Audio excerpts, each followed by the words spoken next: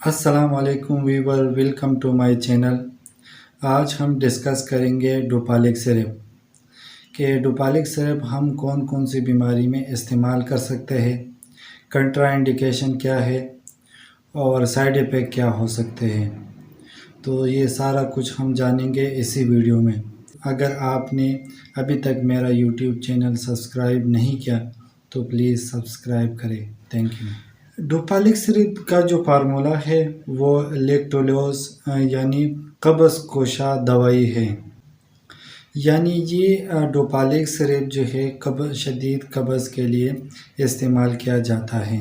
डोपालिक का जो मेन काम होता है ये आंतों में जाके पानी की मिकदार को बढ़ाता है, इस वजह से इजीली स्टूल पास हो जाता है। डोपालिक सिरप इस तरह कब्ज़ को तोड़ता है और शदीद कब्ज़ को ख़त्म करता है। यानी किडनी कोई प्रॉब्लम की बीमारी हो तो इस्तेमाल किया जाता है, या ऐसे पेशेंट जिनका कोई प्रेगनेंसी का कोई प्रॉब्लम हो तो डोपालिक सिरप का इस्तेमाल करवाया जाता है।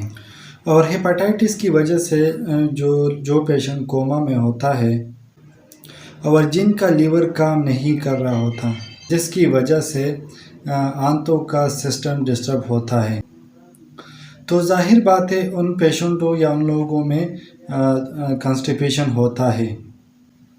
तो कब्ज़ को तोड़ने के लिए डोपालिक सिरप का इस्तेमाल करना चाहिए। अब बात करते हैं ये डोसेज यानी खुराक के बारे में और तरीक़ाए इस्तेमाल।